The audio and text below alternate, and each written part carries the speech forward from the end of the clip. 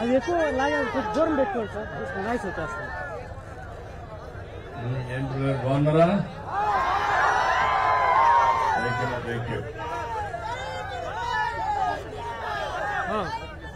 అందరికీ నమస్కారాలు. ఈరోజు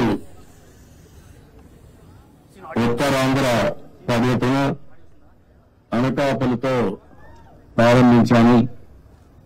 ఎందుకంటే నేను ఒకటే ఆలోచించాను, ఎక్కడైతే ఎక్కువ ఓట్లు వేశారో ఆ ప్రజానికి రుణం తెచ్చుకోవాల్సిన బాధ్యత నా మీద ఉంది. రాష్ట్రంలో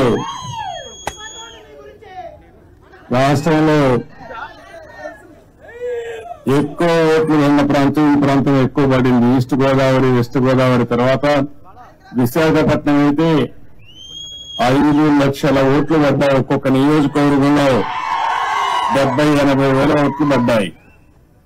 ఇక్కడ కూడా రమేష్ గారిని మీరు ఎంపీగా గెలిపించారు, అనిత గారిని ఎమ్మెల్యేగా గెలిపించారు. మామూలు మెజార్టీ కాదు, కళ్ళు తిరిగిన మెజార్టీతో గెలిపించారు. అందుకే నేను కూడా మీ రుణం తీర్చుకోవాలని నేరుగా ఇక్కడికే వచ్చా. నేను ఒకటే మీ అందరికీ విజ్ఞప్తి చేస్తున్నా, భగవంతుడు నాకు ఎంత శక్తి ఇస్తే అంత శక్తి ఉపయోగించి మీ రుణం తెచ్చుకుంటాం. ఈరోజు మీరు చూస్తే ఒక పక్క తెలుగుదేశం, ఇంకో పక్క జనసేన, ఇంకో పక్క బీజేపీ, 3 పార్టీలు కూడా కూటమిగా ఏర్పడి ఎన్డీఏలో మనం ముందుకు పోయాం. మీరు చూస్తే ఏదైతే అరాచకాలు చేసిన వ్యక్తిని, తప్పులు చేసిన వ్యక్తిని ప్రజాకోర్టులో ఏ విధంగా శిక్షించారో మొన్న ఎన్నికల ఒక ఉదాహరణ మాత్రం. ఎవరైనా సరే రాజకీయాల్లో వీగితే వాళ్ళని కరెక్ట్ చేసే శక్తి మా ప్రజానీకానికి ఉంది. అదే మొన్న జరిగింది.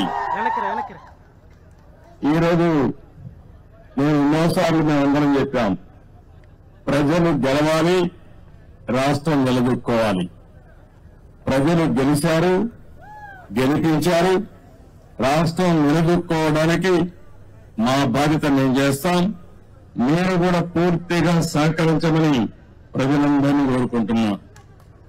ఇటీవల 3 వాస్తవ పత్రాల్ని ఏదైతే వైట్ పేపర్ను 3 పబ్లిసైజ్ చేశాను నేను, అందులో పోలవరం కూడా ఉంటుంది.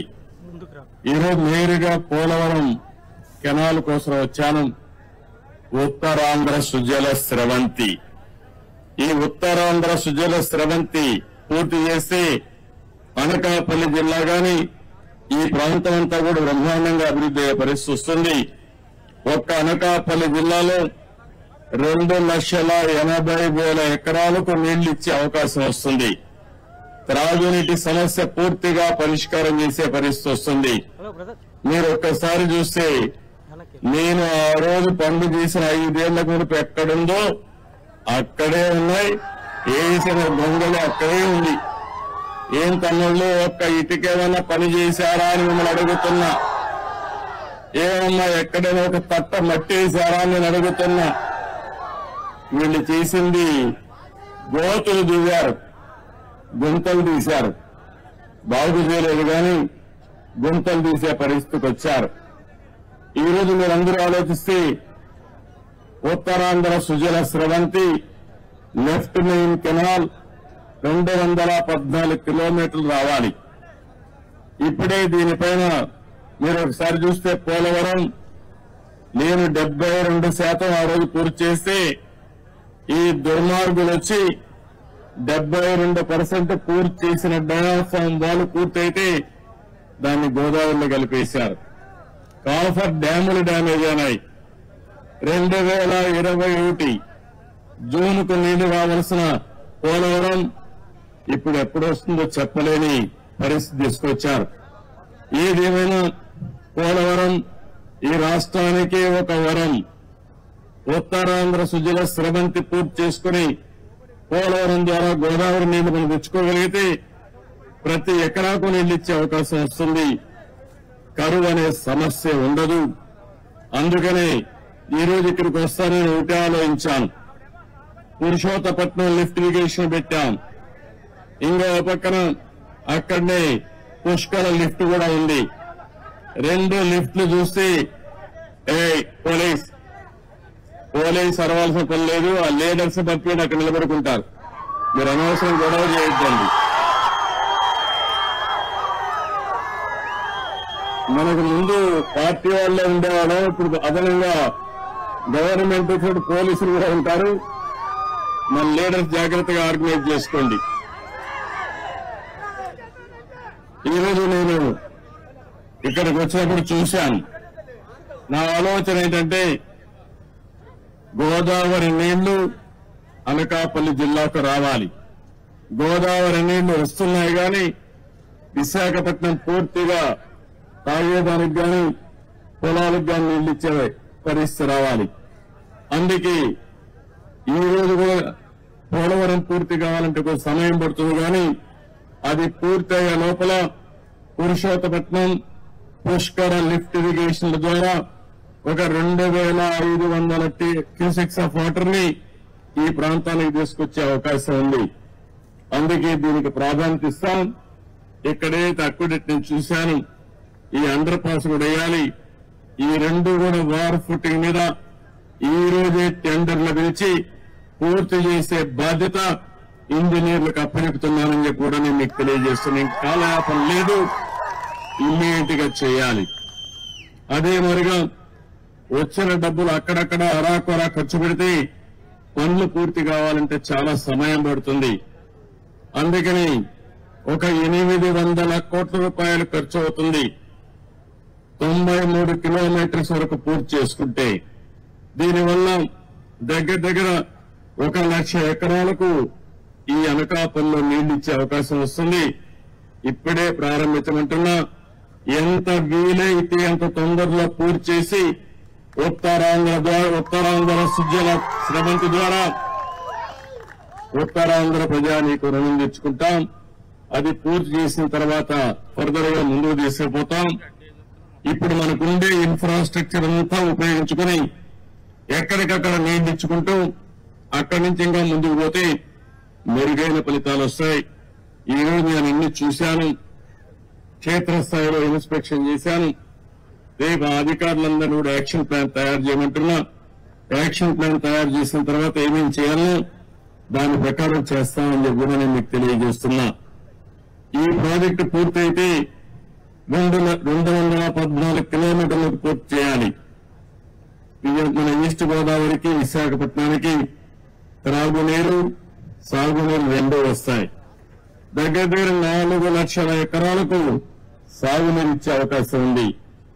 23 టీఎంసీ నీళ్లతో దగ్గర మీరు చూస్తే ఈ ప్రాంతంలో పెద్ద ఎత్తున త్రాగునీటి సమస్య కూడా విశాఖపట్నమే కాకుండా అనకాపల్లి జిల్లా పూర్తిగా ఇంటింటికి ఏదైతే మేము ఎలక్షన్ మేనిఫెస్టోలో పెట్టామో కొల్లాయి ద్వారా నీళ్లిచ్చే బాధ్యత తీసుకుంటామని చెప్పి కూడా నేను మీకు తెలియజేస్తున్నాం.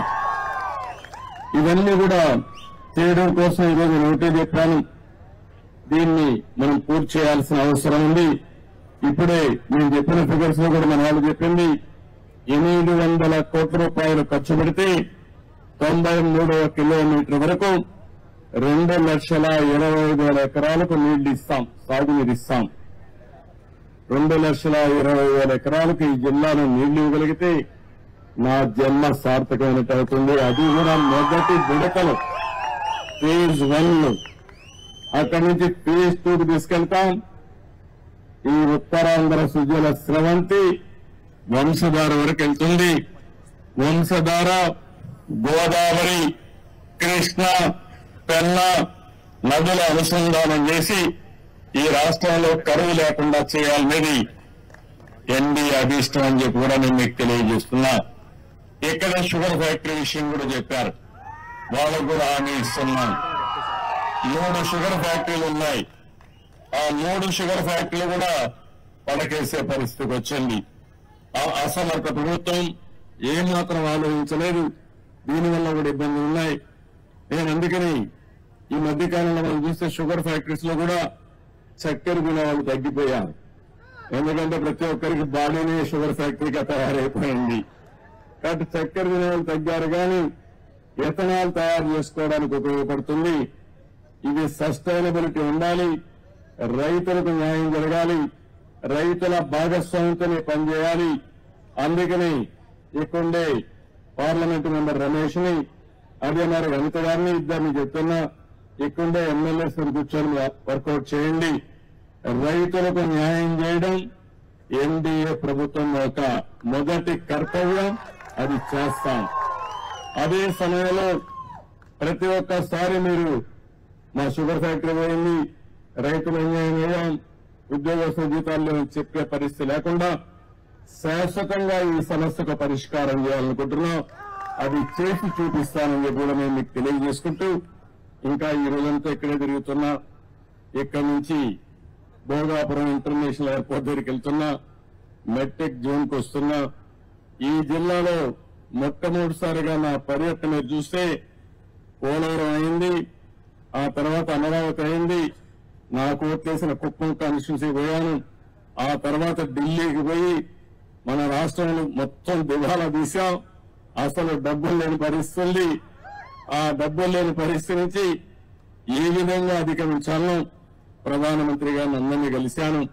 వారికి కూడా చెప్పాను, నేను కష్టపడతా, మళ్ళా సంపద సృష్టిస్తా, ఆదాయాన్ని పెంచుతా, పేదవాళ్లకు పంచుతాను, ఎక్కడా నాకు అనుమానం లేదు. కానీ ఈ రోజు వెసులుబాటు ఇవ్వాల్సిన బాధ్యత ఎన్డీఏ పైన ఉంది. మనందరం కలిసి చెప్పాం, ప్రజలు మన యొక్క ఆలోచనని ప్రభావితమై బ్రహ్మాండమైన విజయం, దేశంలో ఎక్కడా ఇవ్వని విజయాన్ని ఎన్డీఏకి ఆంధ్రప్రదేశ్ గా ప్రభుత్వం ప్రజలు ఇచ్చారు. ఇది ఒక చరిత్ర, ఒక హిస్టారికల్ ఎలక్షన్. ఒక నియోజకవర్గంలో 95,000 ఓట్లు ఒక ఎమ్మెల్యేకి, ఎంపీ కాదు. 95,000, 94,000, 90,000 ఈ విధంగా ఊర్లో ఉండే వాళ్ళందరూ ఏకపక్షంగా ఓట్లేశారు, గెలిపించారు. కానీ మీ రుణం తీర్చుకోవడం మా బాధ్యత. అందుకే నేను ఇంకొక మాట కూడా చెప్తున్నా, ఓట్లేసాం, మా పని అయిపోయిందని ఇంట్లో పడుకుంటే మళ్ళా దొంగ మాటలు చెప్పే వాళ్ళ మాటలు వింటే, వాళ్ళ బజార్లో తిరగనిస్తే మళ్ళా మన బతికేమవుతుందో మీరే ఆలోచించుకోవాల్సిన అవసరం ఉంది. నిన్నే చూస్తున్నా, విశాఖ స్టీల్ ప్లాంట్ ఎవ్వరూ ఆలోచించలేదు. మేము దాన్ని ఏ విధంగా కాపాడుకోవాలో మేము ఆలోచిస్తున్నాం. ఈ పనికిరాని పార్టీ ఒకటి ఉంది, అబద్దాల పార్టీ. ఆ పార్టీనే అబద్దాల ఫ్యాక్టరీ. అది వాళ్ళ కడుపు అంతా అబద్దాలు అంటే, పొట్ట నిండా అబద్దాలు తప్ప ఏమీ ఉండవు వాళ్ళకి. వాళ్ళు చెప్తున్నారు, ఎప్పుడో వీళ్ళకి కల వచ్చిందంట, నేను ఒప్పుకున్నానంట ప్రైవేటైజ్ చేయడానికి. ఎన్నోసార్లు చెప్పా, తెలుగు వారి ఆత్మగౌరవం కోసం పోరాడినటువంటి ఫ్యాక్టరీ ఇది. ఆరు ఆంధ్ర తెలంగాణ ఉంటే విశాఖ ఆంధ్రుల హక్కుని ప్రాణత్యాగాలు చేసి ఆందోళన చేసి ఈ ఫ్యాక్టరీని సాధించుకున్నాం. ఆ తర్వాత ఇది ప్రైవేటైజ్ చేస్తామన్నప్పుడు వాజ్పేయి గారి గవర్నమెంట్ లో నేను గట్టిగా ఫైట్ చేసి ప్రైవేటైజ్ చేయకుండా కేంద్రం ఆర్థిక సహాయం చేసి ఈ ఫ్యాక్టరీని కాపాడుకున్నాం. ఇప్పుడు కూడా ఏ విధంగా కాపాడుకునే బాధ్యత తీసుకొస్తాం. ఈ చేతగానే అబద్దాలు చెప్పే వాళ్ళ మాటలు నమ్మితే చాలా సమస్యలు వస్తాయి. ఒక పక్క అబద్దాలు చెప్పే వాళ్ళని ఎప్పటికప్పుడు ఖండన చేయాలి, ఖండిస్తూనే మళ్ళా వాస్తవాలు చెప్పాలి. అక్కడ వాస్తవాలు చెబితే మీకు పనులు చేయాలి. ఓసారి మీరు కూడా అనుకుంటారు, అబద్దాలు చెప్పంగా ఏదో సామెత ఉంది,